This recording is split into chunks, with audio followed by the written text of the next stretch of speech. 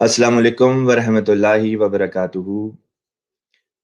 اشہدو ان لا الہ الا اللہ وحدہ لا شریک لہ واشہدو ان محمدا عبدہ ورسولہ۔ اما بعد فاعوذ باللہ من الشیطان الرجیم، بسم اللہ الرحمن الرحیم۔ ناظرین و سامعین کرام، السلام علیکم ورحمۃ اللہ وبرکاتہ۔ خاکسار مربی سلسلہ فرحان ربانی پروگرام آسک این امام اردو کی ایک اور نشست لے کے آپ کی خدمت میں حاضر ہوا ہے۔ آج کل چونکہ اللہ تعالیٰ کے فضل سے رمضان المبارک کا جو مہینہ ہے ہم اس میں سے گزر رہے ہیں، اور ان دنوں میں ہماری توجہ کا مرکز اور ہماری تمام تر قوتوں کی جو فوکل پوائنٹ وہ اس مہینے میں عبادت الہی اور قرآن پاک کی تلاوت اور اسی طرح دوسری جو نیکی کی باتیں ہیں ان کی طرف ہماری توجہ ہوتی ہے اور ہونی چاہیے۔ اسی ضمن میں ان دنوں میں جو یہ پروگرام آ رہا ہے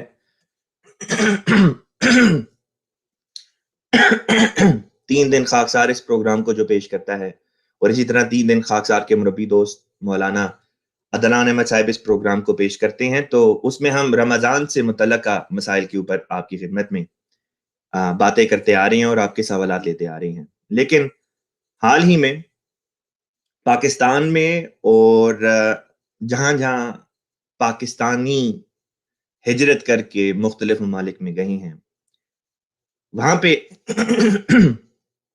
آج کل خاص طور پہ رمضان کے مہینے میں ایک خاص تحریک چلائی جا رہی ہے۔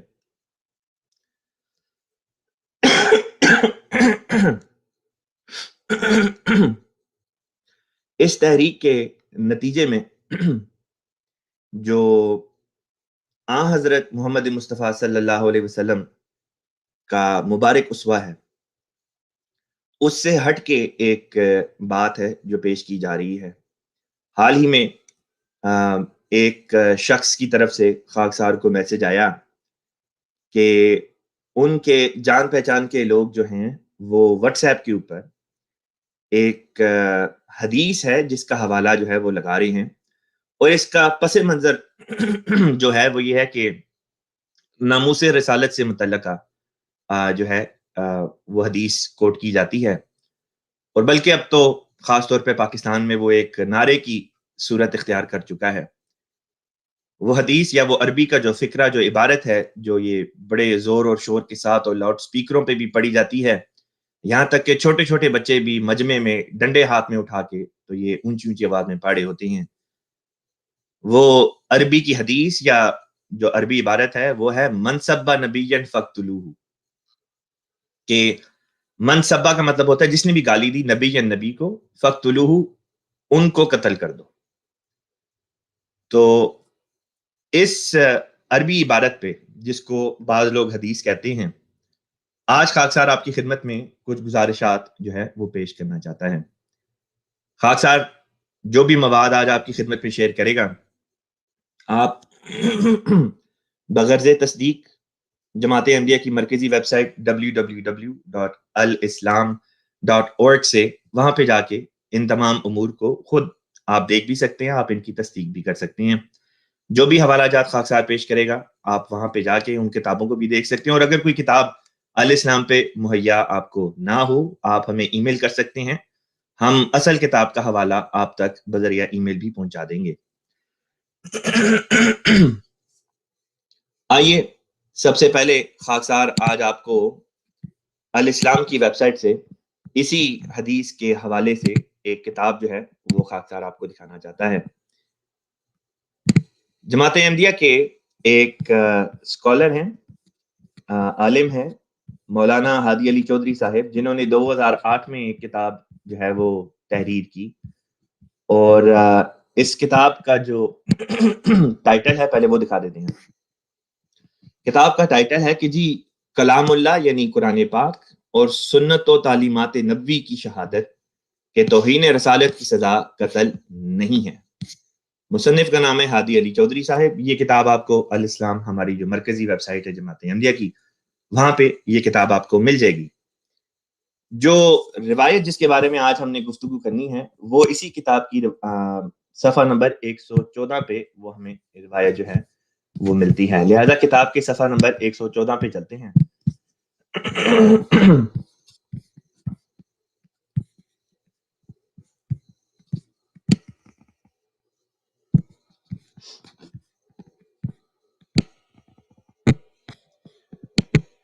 یہ جو روایت آپ کے سامنے اسکرین کے اوپر آنے والی ہے، اس روایت کے بارے میں یہ بات یاد رکھنے والی ہے کہ یہ روایت حضرت امام حسین رضی اللہ تعالی عنہ کی طرف منسوب کی جاتی ہے. خاکسار اسکرین کے اوپر اس روایت کو جو ہے وہ لے کر آ گیا ہے، اور یہاں سے اب آپ کو خاکسار یہ روایت بھی دکھاتا جائے گا اور ساتھ ساتھ اس کے مضمون بیان بھی کرتا چلا جائے گا. لہذا آپ اسکرین کے اوپر جو ہے اس مضمون کو ساتھ ساتھ فالو بھی کر سکتے ہیں. حضرت امام حسین رضی اللہ تعالیٰ عنہ کی طرف منسوب کی گئی یہ ایک روایت ہے کہ رسول پاک صلی اللہ علیہ وسلم کو اگر کوئی گالی دیتا ہے یا کسی بھی نبی کو کوئی گالی دیتا ہے تو اس کی کیا سزا ہے. لہذا کہا جاتا ہے کہ حضرت امام حسین رضی اللہ تعالیٰ عنہ فرماتے تھے کہ آپ کے والد گرامی یعنی حضرت علی کرم اللہ وجہہ رضی اللہ تعالیٰ عنہ نے کہا کہ حضور صلی اللہ علیہ وسلم نے ارشاد فرمایا کہ جو کسی نبی کو گالی دے، کسی بھی نبی کو گالی دے اسے قتل کر دو، اور جو کسی صحابی کو گالی دے اسے کوڑے لگاؤ. اور جو اصل عبارت ہے عربی کی، حدیث جو حوالہ آتا ہے، کتاب کا نام ہے الشفاء، اور اس کا جو باب بنے گا وہ ہے القسم الرابع فی تصرف وجوہ الاحکام فی من تنقصہ علیہ او سبہ علیہ.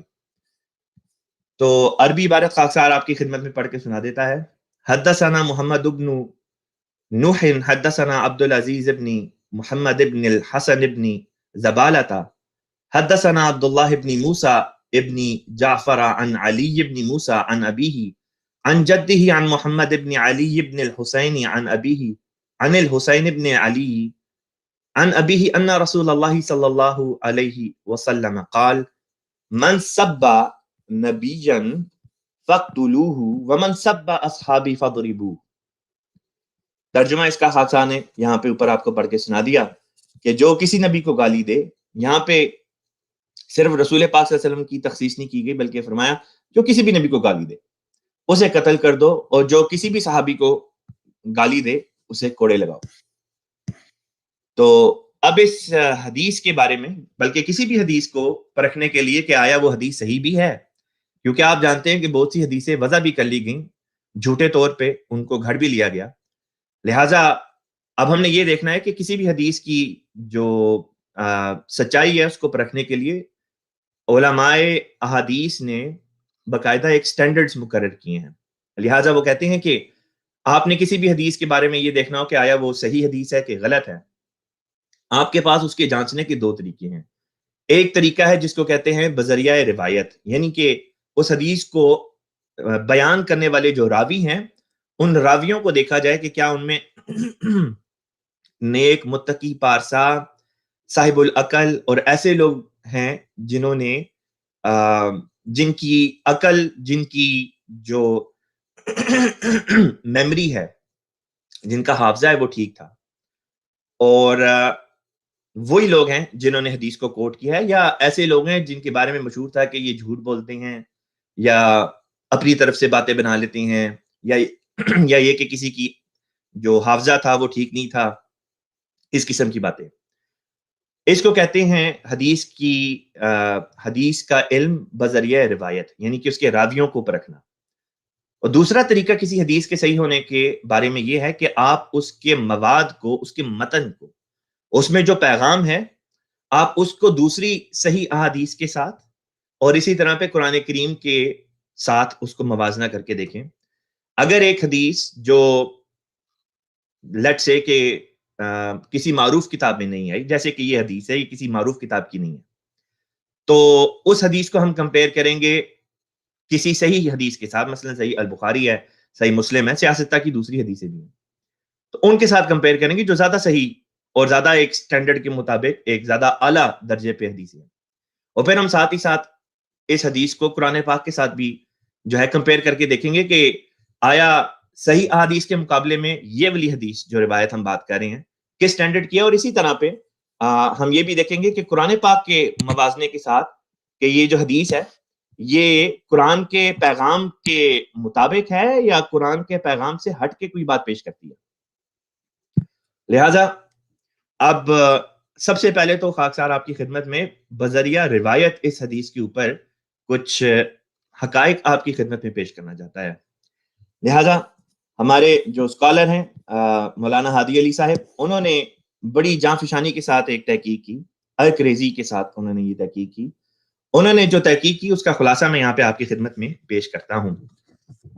ہمارے بر صغیر میں ایک بہت بڑے عالم حدیث گزرے، ان کا نام تھا، چند صدیوں قبل گزرے، ان کا نام تھا علامہ ملا علی قاری رحمہ اللہ۔ آپ نے اسی حدیث کے اوپر بحث کرتے ہوئے فرمایا کہ اس حدیث کا ایک راوی ہے جس کا نام آتا ہے عبداللہ ابن جعفر، اس کے متعلق کہا گیا ہے کہ اگر تو یہ المعروف، یعنی اگر تو یہ وہی شخص ہے جو عام طور پہ مشہور تھا عبداللہ ابن موسیٰ ہاشمی، تو ابن ابی الفوارس نے کہا ہے، یعنی ایک اور عالم حدیث نے کہا ہے کہ اس شخص کے اندر تساہل پایا جاتا تھا، سستی پائی جاتی تھی، اور اپنی طرف سے باتیں جو ہے اپنی سستی میں گھڑ کر کے آگے پیش کر دیا کرتا تھا۔ علامہ البرکانی جو گزرے، اسی طرح حدیث کے بہت بڑے ایک عالم گزرے، آپ نے لکھا ہے کہ یہ راوی ہی ضعیف ہے، یعنی کہ یہ راوی اتنا کمزور ہے کہ جو بھی حدیثیں یہ راوی پیش کرتا ہے وہ قابل استناد نہیں ہو سکتی، قابل قبول نہیں ہو سکتی۔ علامہ ذہبی ایک اور بہت بڑے عالم گزرے ہیں حدیث کے، وہ کہتے ہیں کہ اس شخص کی حدیثیں منقطع ہیں۔ منقطع کا مطلب ہوتا ہے جن کا بیچ میں سے لنک ٹوٹا ہوا ہوتا ہے، اور ساتھ ہی فرمایا اگر تو یہ المعروف عبداللہ بن موسیٰ ہاشمی نہیں تو کوئی مجہول الحال شخص ہے، یعنی کہ پھر کوئی ایسا شخص ہے جس کے بارے میں ائمہ حدیث کو پتہ ہی نہیں کہ یہ شخص ہے کون، سرے سے ہی نہیں پتا۔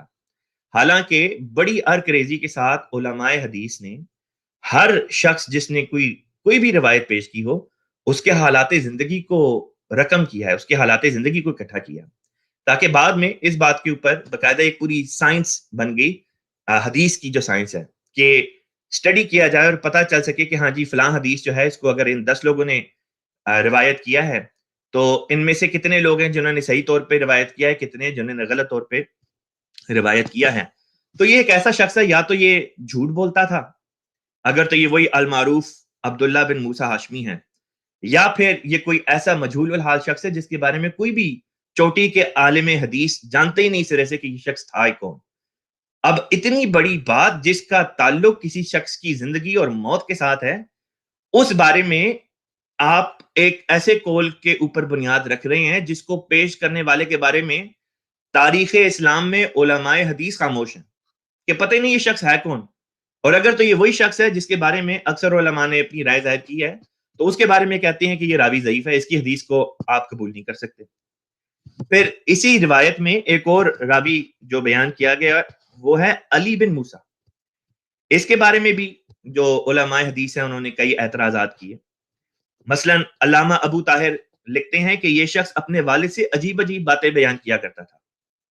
اس فقرے پہ غور کریں کہ یہ شخص اپنے والد سے عجیب عجیب باتیں جو ہیں وہ بیان کیا کرتا تھا۔ یہ جو عجیب عجیب باتوں والا فقرہ ہے، اسی سے یہ بات کھل کے روز روشن کی طرح ثابت ہو جاتی ہے کہ یہ بندہ ایسی ایسی باتیں کرتا تھا کہ جس کے بارے میں عام طور پر لوگ بھی حیران تھے کہ یہ کیا بات کر رہا ہے، کیونکہ جو یہ باتیں پیش کیا کرتا تھا وہ لازمی طور پہ دوسری صحیح احادیث جو مشہور ہیں، معروف ہیں، لوگوں میں عام طور پر جانی پہچانی جاتی ہیں، ان کے خلاف بات کیا کرتا تھا، قرآن پاک کی تعلیمات کے خلاف بات کیا کرتا تھا، اسی لیے اس کی باتوں کو عجیب جو ہے وہ بیان کیا گیا۔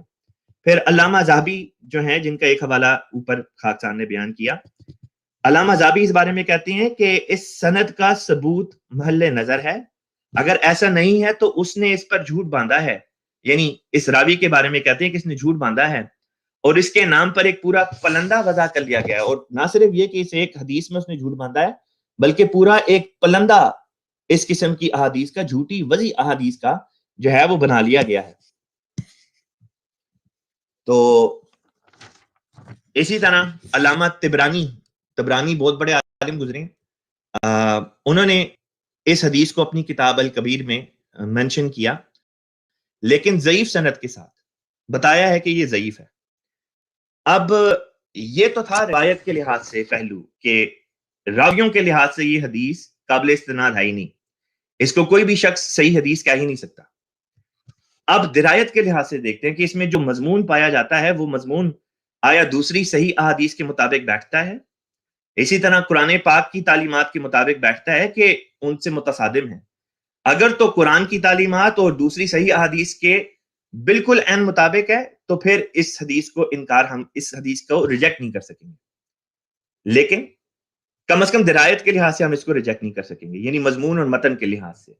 لیکن اگر اس کا مضمون دوسری صحیح معروف احادیث کے خلاف جاتا ہے، اسی طرح قرآن پاک کی تعلیمات کے خلاف جاتا ہے، تو پھر کوئی بھی صاحب ایمان شخص اس حدیث کو قبول کر ہی نہیں سکتا، اس کی غیرت گوارا ہی نہیں کر سکتی کہ ایک چیز جو رسول اللہ صلی اللہ علیہ وسلم کی شان کے خلاف کی جا رہی ہے، غلط طور پہ آپ کی طرف منسوب کی جا رہی ہے، اس کے اوپر انسان بنیاد رکھ کے لوگوں کا قتل کرنا شروع کر دے، لوگوں کو کوڑے مارنا شروع کر دے۔ لہٰذا آئیے اب درایت کے لحاظ سے اس حدیث کا تھوڑا سا محاکمہ کیا جائے۔ لہٰذا جب ہم درایت کے لحاظ سے دیکھتے ہیں تو پتہ چلتا ہے کہ اس روایت کو حضرت امام حسین کے والد گرامی حضرت علی کرم اللہ وجہہ رضی اللہ تعالیٰ عنہ نے جو ہے وہ روایت کیا ہے، یعنی انہوں نے رسول پاک صلی اللہ علیہ وسلم کی طرف منسوب کر کے تو یہ بات پیش کی، اگر تو یہ بات سچی ہے۔ لیکن ایک واضح حقیقت جو آپ کی خدمت میں پیش کرنا چاہتا ہوں وہ یہ کہ حضرت علی کرم اللہ وجہہ رضی اللہ تعالیٰ عنہ خود خلیفہ تھے، صحابی بھی تھے، اور خلیفہ راشد تھے، چوتھے خلیفہ ہوئے اسلام کے۔ آپ نے جو خود اس روایت کو کوٹ کر رہے ہیں، آپ نے اپنی تمام زندگی میں خلافت سے پہلے یا خلافت کے بعد ایک بھی ایسے شخص کو جس نے رسول پاک صلی اللہ علیہ وسلم کی شان میں گستاخی کی ہو، گالی دی ہو، قتل نہیں کیا، نہ قتل کروایا۔ ایک بھی ایسے شخص کو جس نے صحابہ رسول صلی اللہ علیہ وسلم کی شان میں گستاخی کی ہو، کسی ایک بھی ایسے شخص کو کوڑے نہیں لگوائے۔ کیسے ہو سکتا ہے کہ ایک روایت خود حضرت علی کوٹ کر رہے ہیں اور آپ کا اپنا عمل اس کے خلاف ہو؟ بس لازمی طور پہ سے یہ نتیجہ نکلتا ہے کہ یہ بات دراصل حضرت علی رضی اللہ تعالیٰ عنہ کی طرف غلط طور پر منسوب کی گئی ہے، آپ نے کبھی بھی یہ بات نہیں کی۔ لہذا وہ علماء، وہ لوگ جو گستاخی رسول کی سزا قتل بتاتے ہیں، ایک کتاب ہے الصارم المسلول، اس کو بہت کوٹ کرتے ہیں۔ خود اسی کتاب الصارم المسلول کی جلد نمبر 2 میں ایک روایت آتی ہے۔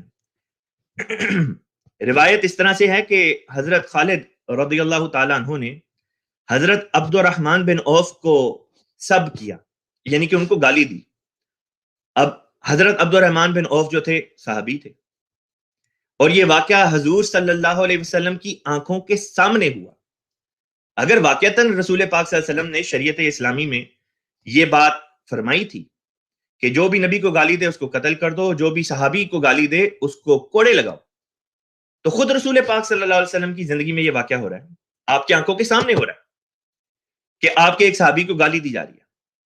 لیکن رسول پاک صلی اللہ علیہ وسلم نے اس روایت میں جو میں بیان کر رہا ہوں کوڑے نہیں لگوائے، نہ صرف یہ کہ کوڑے نہیں لگوائے، کسی بھی بدنی سزا کا ذکر تک نہیں آتا۔ لہذا جو الفاظ آتے ہیں وہ یہ آتے ہیں کہ آپ صلی اللہ علیہ وسلم نے حضرت خالد کو مخاطب کر کے فرمایا لا تسبوا اصحابی، کہ میرے صحابہ کو گالی نہ دو۔ فإن أحدكم لو أنفق مثل أحد ذهبا ما أدرك مد أحدهم ولا نصيفه، کہ دیکھو اس لیے میرے صحابہ کو گالی نہ دو کیونکہ اگر کوئی احد پہاڑ کے برابر بھی سونا خرچ کر لے تو بھی ان میں سے کسی ایک کے، یعنی کسی بھی صحابی کے ایک مد تو کجا اس کے آدھے کے برابر بھی نہ پہنچ سکے گا. یعنی کہ رسول پاک صلی اللہ علیہ وسلم فرما رہے ہیں میرے صحابہ کو تو اتنا بڑا مقام ہے کہ کوئی شخص اگر احد پہاڑ جتنا بھی سونا خدا کی راہ میں خرچ کر دے تو وہ صحابہ کے چھوٹی سی قربانی کے برابر بھی نہیں پہنچ سکتا. یہ موقع تھا رسول پاک صلی اللہ علیہ وسلم کا کی زندگی میں جو پیش آیا. اگر واقعتاً اس حدیث کے مطابق جو غیر احمدی علماء بڑے کوٹ کرتے ہیں خاص طور پہ پاکستان میں، اور پاکستان ہی میں کوٹ کرتے ہیں، پاکستان سے باہر نکل جائیں خاص طور پہ عرب ممالک میں تو عرب علماء جو ہیں وہ تو اس حدیث کو ضعیف قرار دیتے ہیں. واحد ہمارا ملک ہے پاکستان جہاں کے علماء جو ہیں بعض علماء اس حدیث کو کوٹ کرتے ہیں کہ من سب نبی فقتلوہ. اسی حدیث کا اگلا فقرہ بھی تو ہے کہ جس نے صحابی کو گالی دی اس کو کوڑے لگاؤ. اب رسول پاک صلی اللہ علیہ وسلم کی زندگی میں یہ واقعہ رونما ہو رہا ہے کہ آپ کے ایک صحابی کو گالی دی جا رہی ہے لیکن آپ کوڑے نہیں لگا رہے. آپ صرف یہ فرماتے ہیں کہ دیکھو ایسا نہ کرو، یہ بری بات ہے. ساتھ میں فرمایا کہ میرے صحابہ کے مقام کو دوسرے لوگ نہیں پہنچ سکتے چاہے جتنی قربانیاں کر لیں. تو ایک تو یہ روایت تھی. اب دوسری روایت جو میں آپ کی خدمت میں یعنی اگلی روایت جو میں پیش کرنے لگا ہوں وہ صحیح بخاری کی آتی ہے. صحیح بخاری میں کتاب الہبا و فضلہا یعنی تحفہ تحائف کے بارے میں جو باب ہے اس میں ایک تفصیلی روایت آتی ہے جس میں ذکر آتا ہے کہ بعض باتوں میں گھریلو باتوں میں ازواج النبی صلی اللہ علیہ وسلم یعنی کہ آن حضور صلی اللہ علیہ وسلم کی جو ازواج مطہرات تھیں امہات المومنین تھیں، ان میں بعض دفعہ آپس میں جس طرح ہوتا ہے بعض دفعہ گھریلو باتوں میں کوئی جھگڑا بھی ہو جایا کرتا تھا. لہٰذا جس حدیث کی طرف میں اشارہ کر رہا ہوں اس حدیث میں ذکر آتا ہے کہ حضرت زینب رضی اللہ تعالی عنہا جو آن حضرت صلی اللہ علیہ وسلم کی زوجہ مطہرہ تھی، کسی بات پہ آپ کو غصہ آ گیا اور رسول پاک صلی اللہ علیہ وسلم کی موجودگی میں انہوں نے حضرت عائشہ رضی اللہ تعالی عنہا کو سب کیا. یعنی کہ غصے میں آ کے، اب یہ سب کا عربی ترجمہ جو کیا جاتا ہے وہ گالی ہے، تو اسی ترجمے کو لے لیتے ہیں جو غیر احمدی بھی کرتے ہیں کہ سب سے مراد گالی ہے، منصبہ نبی جس طرح وہ کہتے ہیں. تو اس روایت کے مطابق حضرت زینب رضی اللہ تعالی عنہ نے رسول پاک صلی اللہ علیہ وسلم کی موجودگی میں حضرت عائشہ رضی اللہ تعالی عنہ کو گالی دی، سب کیا. لیکن حضرت رسول پاک صلی اللہ علیہ وسلم نے کسی سزا کا ذکر نہیں فرمایا کہ میری صحابیہ، کیونکہ حضرت عائشہ ام المومنین بھی تھیں اور رسول پاک صلی اللہ علیہ وسلم کی صحابیہ بھی تھیں. آپ نے وہاں پہ کسی سزا کا ذکر نہیں کیا، بلکہ وہاں پہ ذکر آتا ہے اس روایت میں کہ حضرت عائشہ رضی اللہ تعالیٰ نے پھر آگے سے جواب دیا، جو بھی جواب دیا، یہاں تک کہ حضرت زینب جو تھی وہ خاموش ہو گئی. اور اس پر رسول کریم صلی اللہ علیہ وسلم نے فرمایا کہ واقعتاً عائشہ اپنے باپ کی بیٹی ہے. یعنی حضرت عائشہ رضی اللہ تعالیٰ عنہ حضرت ابو بکر صدیق رضی اللہ تعالیٰ عنہ کی بیٹی ہیں. مراد یہ تھی کہ آپ کو بھی اللہ تعالیٰ نے وہ حسن کلام عطا فرمایا تھا، وہ طریقے کلام عطا فرمایا تھا کہ سامنے والے کو ساکت کر دیتی تھی، یعنی کہ ایسا جواب دیتی تھی کہ سامنے والا شخص جو تھا وہ خاموش ہو جاتا تھا. اسی طرح صحیح بخاری ہی کی ایک اور روایت خاکسار آپ کی خدمت میں پیش کرتا ہے. کتاب الادب میں ذکر آتا ہے کہ حضرت ابو بکر صدیق رضی اللہ تعالیٰ عنہ کے ہاں بعض مہمان آئے اور حضرت ابو بکر صدیق رضی اللہ تعالیٰ عنہ خود جو تھے وہ رسول پاک صلی اللہ علیہ وسلم کی خدمت میں حاضر تھے. اور ہوا یہ کہ رات کے وقت دیر ہو گئی، تو جب حضرت ابو بکر صدیق رضی اللہ تعالیٰ عنہ واپس آئے تو آپ نے دریافت کیا کہ جو مہمان آئے ہیں کیا ان کو کھانا پیش کیا گیا ہے. تو آپ کے صاحبزادے جو وہاں پہ موجود تھے انہوں نے جواب دیا کہ مہمانوں کو کھانا پیش نہیں کیا جا سکا کیونکہ غالباً کھانا اتنا تھا نہیں. تو وہاں پہ جو عبارت آتی ہے تو وہاں پہ اس عبارت کے الفاظ ہیں، خاکسار آپ کی خدمت میں وہ فقرہ پڑھ کے سنا دیتا ہے. حضرت ابو بکر صدیق رضی اللہ تعالیٰ عنہ کے بارے میں آتا ہے فغضبا، کہ حضرت ابو بکر صدیق جو تھے وہ غصے میں آ گئے اور فغضب ابو بکر فسبا، غصے میں آ گئے اور اپنے اس بیٹے کو سب کیا. اب سب کا ترجمہ وہی لیتے ہیں جو عام طور پہ علماء کرتے ہیں کہ سب سے مراد گالی ہوتی ہے، کہ غصے میں آ کے آپ نے یہ بات کہی. اس کے بعد آپ نے کہا کہ اچھا میں بھی نہیں کھانا کھاتا. فوری طور پہ مہمان آ گئے، انہوں نے کہا کہ ہم اس شرط پہ کھانا کھائیں گے کہ آپ بھی کھانا کھائیں. پھر آپ کا غصہ دور ہو گیا، آپ نے اپنے مہمانوں کے ساتھ مل کے کھانا کھایا. تو اگر سب کی سزا، اور حضرت ابو بکر صدیق رضی اللہ تعالیٰ عنہ کے بیٹے بھی صحابی تھے، تو اگر تو اس بات میں کوئی بھی حقیقت ہوتی کہ کسی بھی صحابی کو گالی دینے کی اگر سزا کوڑے ہوتی، تو اب آپ خود سوچیں کہ اس زد میں ان روایات کے مطابق کتنے صحابہ آ جاتے ہیں۔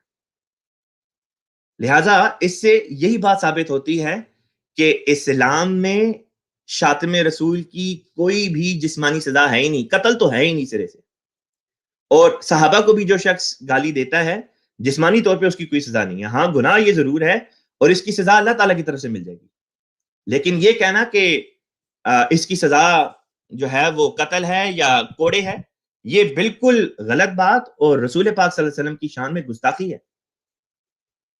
آئیے اب آپ کو قرآن پاک کے مطابق بھی، قرآن پاک سے بھی ان جو روایات ہیں ان کا ذرا تھوڑا سا موازنہ کر کے آپ کو دکھائیں۔ لہٰذا یہ جماعت احمدیہ کی جو ویب سائٹ ہے alislam.org، اس پہ قرآن پاک کو جب ہم کھولتے ہیں تو سورہ آل عمران کی آیت نمبر 187 میرے سامنے ہے۔ یہ غالباً میرے سے اسکرین، ہاں جی، آیت نمبر 187 نہیں، آیت نمبر 181 غالباً بنتی ہے۔ ایک سیکنڈ دیجیے گا، میں ذرا یہ حوالہ ایک دفعہ کنفرم کر لوں۔ ہاں جی، آیت نمبر 187 ہی ہے۔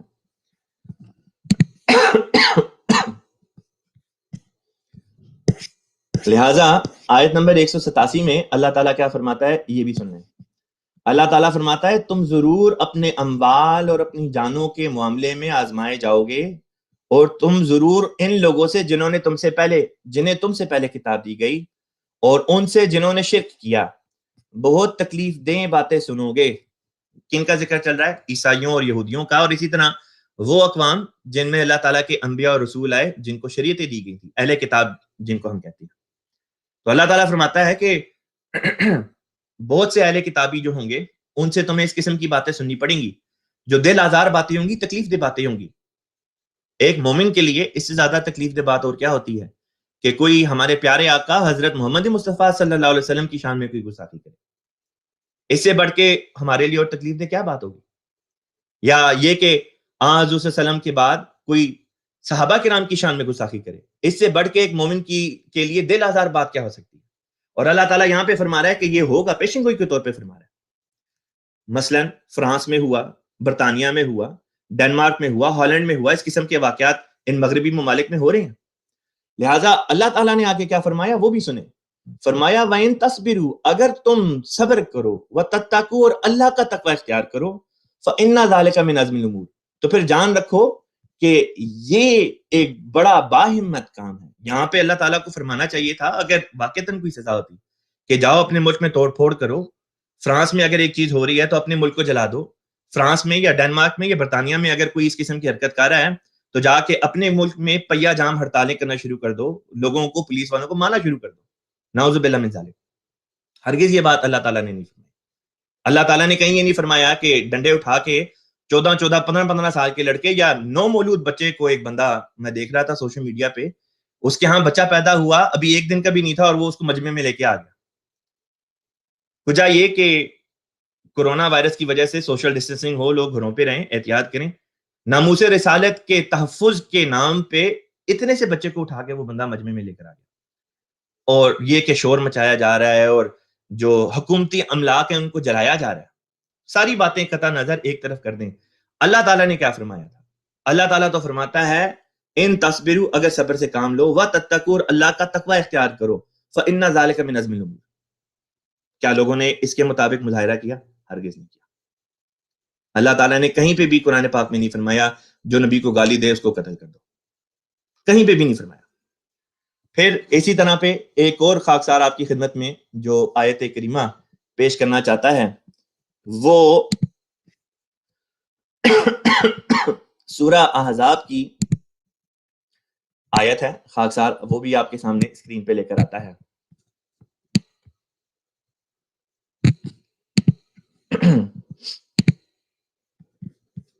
سورہ احزاب کی جو آیت ہے جو خاکسار نے آج آپ کی خدمت میں پیش کرنی ہے وہ ہے آیت نمبر 49۔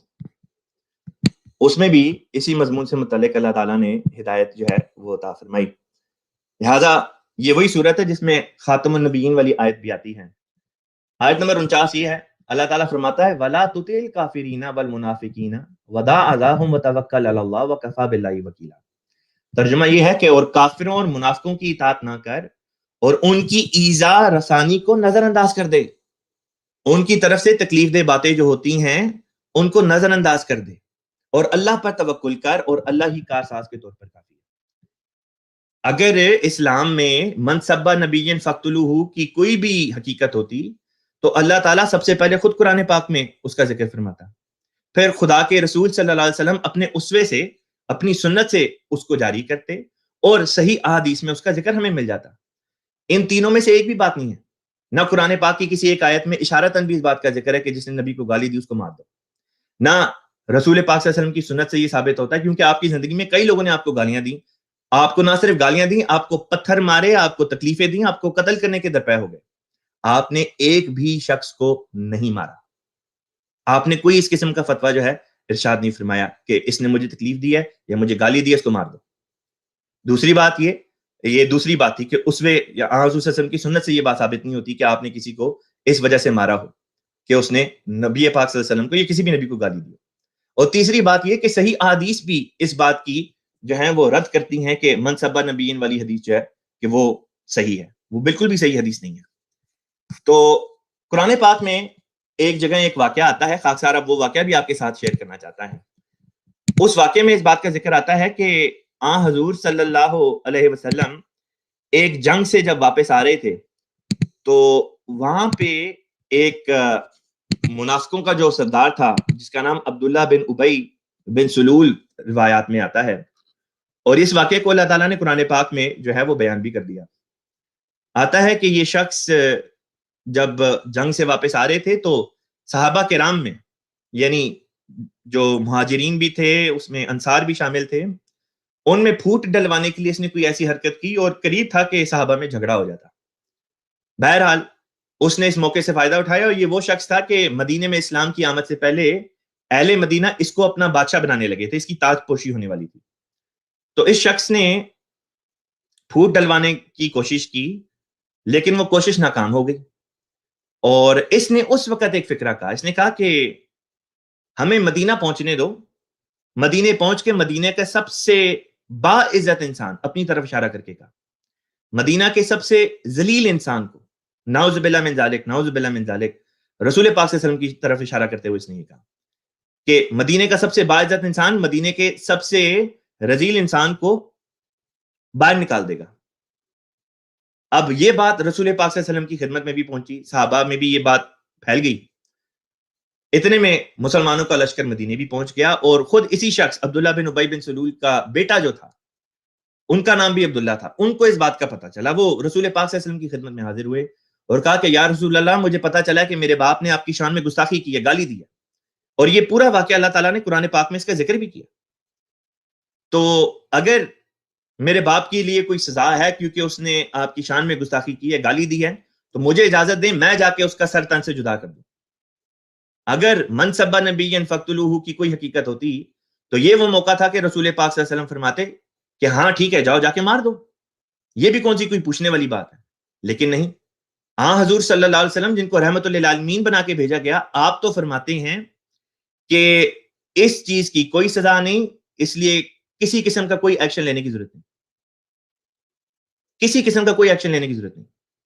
وہی صحابی یعنی عبداللہ بن ابی بن سلول کا بیٹا، وہ لشکر کے آگے آگے جاتے ہیں، اپنے باپ کو کہتے ہیں میں تمہیں تب تک مدینے میں داخل نہیں ہونے دوں گا جب تک تم اس بات کا اظہار کرو برملا طور پہ کہ مدینے کا سب سے باعزت انسان محمد مصطفیٰ صلی اللہ علیہ وسلم اور سب سے رذیل ترین انسان تم. اس انسان کو اس بات کا اعتراف کرنا پڑا، تبھی ان کے بیٹے نے اس کو مدینے میں داخل ہونے دیا. یہ وہ شخص تھا جس کو اللہ تعالیٰ نے منافقوں کا سردار کہا ہے، اور اس کا نماز جنازہ بھی رسول پاک صلی اللہ علیہ وسلم نے پڑھایا.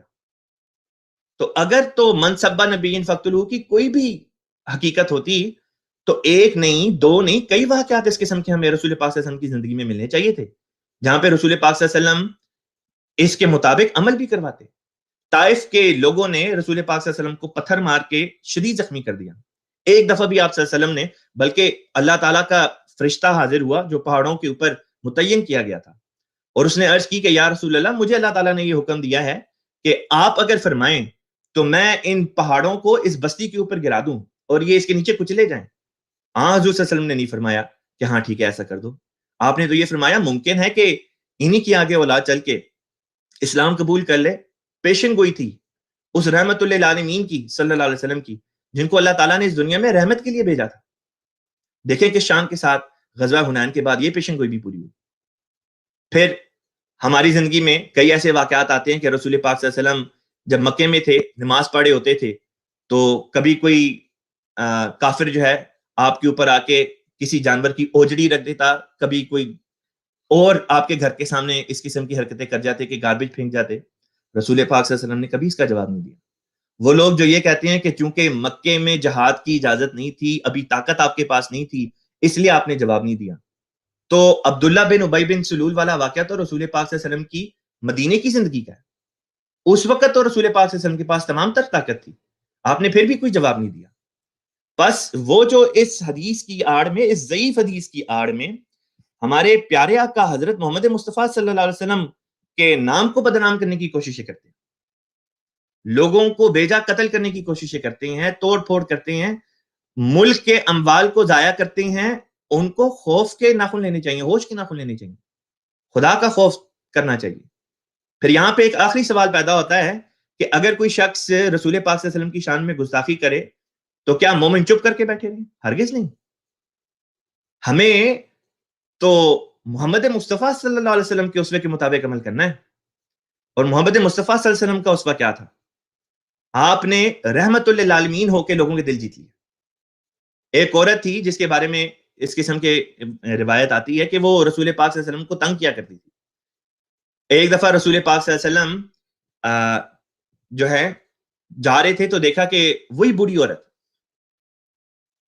عورت جو ہے اس نے ہاتھ میں کچھ سودا سلف اٹھایا ہوا، بڑی مشکل سے چل رہی ہے. تو رسول پاک صلی اللہ علیہ وسلم نے آگے ہو کے اس کا بوجھ اٹھا لیا اور اس کو اس کے گھر تک چھوڑ کے آئے. اور سارا راستہ وہ عورت اس قسم کی باتیں کرتی رہی کہ دیکھو آپ کتنے اچھے انسان ہو، ہمارے شہر مکہ میں ایک شخص ہے جس کا نام ہے محمد صلی اللہ علیہ وسلم، وہ نعوذ باللہ من ذالک وہ برا انسان ہے اور یہ اور وہ. لیکن جب رسول پاک صلی اللہ علیہ وسلم آخر تک اس عورت کو گھر تک پہنچا کے آ گئے تو اس عورت نے شکریہ ادا کرنے کے لیے کہا کہ آپ کا نام کیا ہے؟ تو آپ صلی اللہ علیہ وسلم نے بتایا میں وہی محمد ہوں صلی اللہ علیہ وسلم. وہ عورت، اس کو رسول پاک صلی اللہ علیہ وسلم کی اسوہ سے پتہ چل گیا کہ آپ کے بارے میں جو باتیں کی جاتی تھی وہ جھوٹ ہے. اگر ہم چاہتے ہیں کہ فرانس کے لوگوں نے یہ بلاسفیمی کی ہے، یا برطانیہ کے لوگوں نے کی ہے، یا ہالینڈ کے یا ڈنمارک کے لوگوں نے کی ہے، یا کسی بھی ملک کے کسی بھی حصے میں کوئی لوگ رسول پاک صلی اللہ علیہ وسلم کی یا صحابہ کی شان میں گستاخی کریں، ہمارا فرض بنتا ہے کہ ہم رسول پاک صلی اللہ علیہ وسلم کے اسوے کے مطابق عمل کر کے لوگوں کے دل جیتے. اصل بات تو یہ ہے کہ وہی جو آج گالیاں دے رہے ہیں کل کو رسول پاک صلی اللہ علیہ وسلم کے اوپر درود بھیجیں. یہ ہے اصل فتح. اور یہی کام آج تمام مسلمانوں کی نمائندگی میں اللہ تعالیٰ کے خاص فضل کے ساتھ جماعت احمدیہ دنیا میں جہاں کہیں بھی ہے، چاہے پاکستان ہو، چاہے ہندوستان ہو، چاہے آسٹریلیا ہو، بنگلہ دیش ہو، انڈونیشیا ہو، یورپ کے ممالک ہوں، امریکہ کے ممالک ہوں، رشیا ہو، چائنا ہو، کہیں بھی ہو، جہاں جہاں اللہ تعالیٰ کے فضل سے جماعت احمدیہ قائم ہے، وہاں پہ رسول پاک صلی اللہ علیہ وسلم کی سیرت مبارکہ پہ جلسے ہم کرتے ہیں، ہر سال کرتے ہیں، اور پچھلے کوئی 70-80 برسوں سے کرتے چلے آ رہے ہیں. ٹریک ریکارڈ ہے، آپ خود چیک کر سکتے ہیں. اور اس طرح پہ ہم لوگوں کے سامنے رسول پاک صلی اللہ علیہ وسلم کا جب اصل اسوہ پیش کرتے ہیں تو وہی لوگ جو پہلے گالیاں دیتے تھے رسول پاک صلی اللہ علیہ وسلم کے اشاعت میں شامل ہو جاتے ہیں، اسلام قبول کر لیتے ہیں. تو یہ ہے اصل بدلہ. کوئی شخص رسول پاک صلی اللہ علیہ وسلم کو گالی دے تو ہمارے پیارے امام حضرت خلیفۃ المسیح الخامس ایدہ اللہ تعالیٰ نے ہمیں یہ سکھایا ہے کہ اگر کوئی رسول پاک صلی اللہ علیہ وسلم کی شان میں گستاخی کرے تو تم پہلے سے زیادہ بڑھ کے رسول پاک صلی اللہ علیہ وسلم کی شان میں درود شریف پڑھو. یہ ہے ہمارا بدلہ. تو اس طرح پہ ہمیں اس ضمن میں کام کرنا چاہیے جس طرح پہ جماعت احمدیہ اس وقت کام کاری ہے. اب خاکسار آپ لوگوں کے جو سوالات ہیں ان کی طرف چلتا ہے.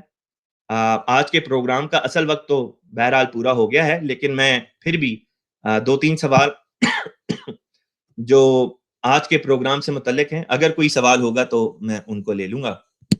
ورنہ یہ کہ آپ لوگوں کے اگر روزے وغیرہ سے متعلق، رمضان کے متعلق کوئی سوالات ہیں تو جو شام کو انشاءاللہ تعالیٰ درس القرآن آنا ہے، آپ اپنے سوالات اس میں بھیج دیں، میں وہاں پہ اس کا انشاءاللہ تعالیٰ جو ہے وہ جواب دے دوں گا.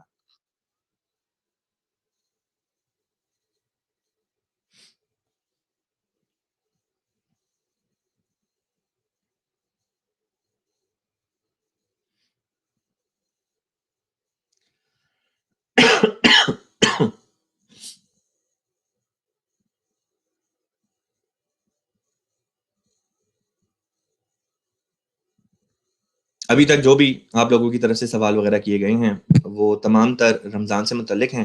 رمضان والے جتنے بھی سوالات ہیں میں آج شام کو انشاءاللہ جو درس القرآن ہے اس کے آخر پہ بھی ان سوالات کا جواب دے دوں گا اگر آپ وہاں پہ آ کے پیش کرتی ہیں. ورنہ یہ کہ پھر انشاءاللہ اگلا جو پروگرام، کل بھی پروگرام آنا ہے مکرم ادنان احمد صاحب کی طرف سے، مولانا ادنان احمد صاحب جو پروگرام کریں گے اس میں بھی آپ کے ان سوالات کا جواب آ جائے گا، اور اس کے اگلے دن پھر میں بھی پروگرام کروں گا، وہ بھی خالصتاً انہی امور کے اوپر ہوگا، یعنی رمضان کے مسائل. تو وہاں پہ انشاءاللہ تعالیٰ پھر ورنہ آپ کا سوالوں کے جواب لے لیں گے.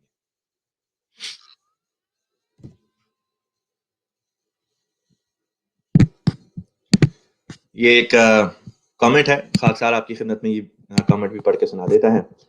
ذکیہ بیگم صاحبہ کہتی ہیں کہ پاکستان کے علماء جاہل ہیں، پڑھے لکھے لوگ بھی علماء کی باتوں پر یقین کرتے ہیں. در حقیقت رسول پاک صلی اللہ علیہ وسلم کی پیشن گوئی تھی. آپ نے فرمایا کہ امام مہدی جب اس دنیا میں آئیں گے تو اس وقت کے جو علماء ہوں گے وہ آسمان کے نیچے زمین کے اوپر بدترین مخلوق ہوں گے. وہ الٹ پلٹ قسم کے فتوے دیں گے، جو فتنہ جو ہے برپا کریں گے، وہ فتنے انہی میں سے نکلیں گے اور واپس انہی کے اندر چلے جائیں گے. تو اس بات کا جو کامل جو صورت ہے وہ ہمیں آج کل خاص طور پہ مسلم ممالک میں جو ہے وہ دکھائی دے رہی ہے. نہیں جی، ایک ہمارے دوست ہیں پیارے منیر ہود صاحب، وہ آ کے کامنٹس میں ہمیں گالیاں وغیرہ دے رہے ہیں. تو منیر بھائی آپ کی خدمت میں نہایت ہی عاجزانہ گزارش ہے کہ ہم یہاں پہ رسول پاک صلی اللہ علیہ وسلم کی شان کے بارے میں باتیں کر رہے ہیں، حضور صلی اللہ علیہ وسلم کی ذات بابرکات کے بارے میں باتیں کر رہے ہیں کہ آپ کس اعلیٰ پائے کے نبی تھے. آپ کو اگر لگتا ہے کہ یہ بات کفر ہے، آپ کو اگر یہ لگتا ہے کہ یہ ایسی بات ہے کہ جس کی وجہ سے ہمیں لعنتیں بھیجنی چاہیے، تو ہمیں ایسی لعنتیں، ایسا کفر 1000 دفعہ قبول.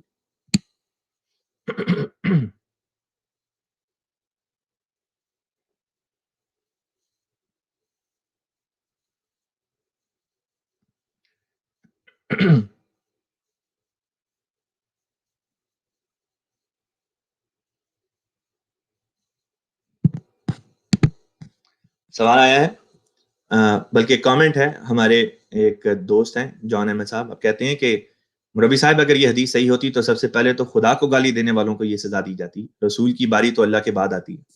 بالکل بجا فرمایا جی.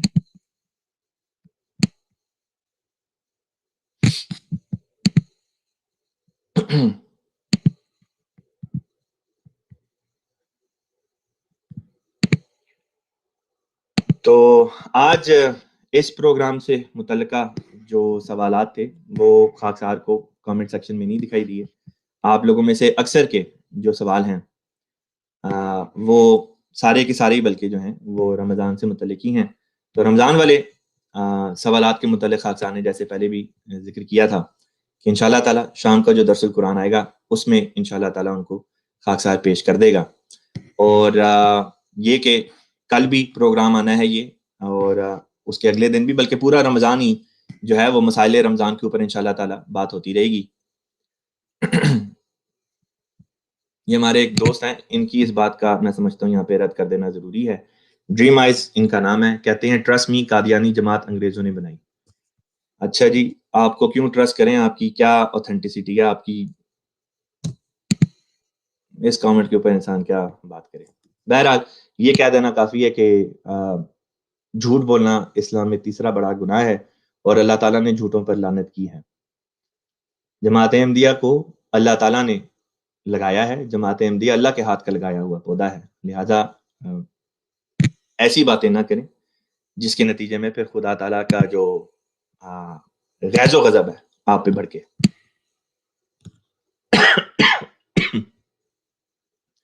چلیں جی، آج کے پروگرام کو ہم یہیں پہ ختم کرتے ہیں. انشاءاللہ تعالیٰ باقی کا جو رمضان سے متعلقہ باتیں ہیں وہ پھر کل بھی آ جائیں گی، آج کے درس میں بھی آ جائیں گی. پورا رمضان ہی اس پہ بات ہوتی رہے گی انشاءاللہ تعالی۔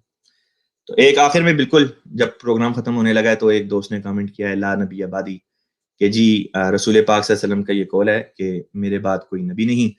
تو اس قول کے بارے میں آخری بات خاکسار آج کے پروگرام میں یہ عرض کرتا چلے کہ اسی قول کے بارے میں اگر آپ اس کا پس منظر، اس کا سیاق و سباق دیکھ لیں تو آپ کو پتہ چل جائے گا کہ اس میں کہیں پہ بھی اس بات کا ذکر نہیں کہ رسول پاک صلی اللہ علیہ وسلم کے بعد اب تا قیامت کوئی نبی بھی نہیں آ سکتا۔ اگر تو واقعتاً لٹرلی آپ نے اس کا یہی مطلب لینا ہے کہ رسول پاک صلی اللہ علیہ وسلم کے بعد اب تا قیامت کوئی نبی نہیں آ سکتا، تو پھر آپ برملا کہیں کہ عیسیٰ علیہ السلام بھی نہیں آ سکتے۔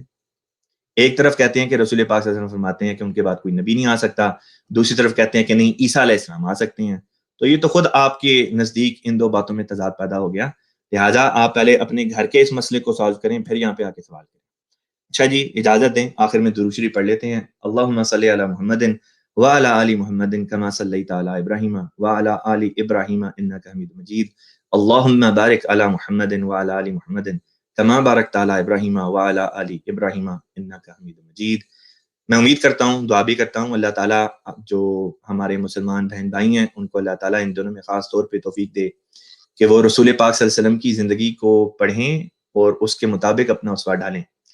بہت ہی تکلیف پہنچی جب ایسے مناظر سوشل میڈیا پہ دیکھے کہ چھوٹی چھوٹی عمر کے بچے گالیاں دے رہی ہیں، گندی غلیظ گالیاں دے رہی ہیں، اور ہاتھوں میں سوٹیاں اور ڈنڈے اٹھا کے لوگوں کی گاڑیوں پہ مار رہے ہیں اور آگے لگا رہی ہیں اور لوگوں کو قتل کر رہے ہیں۔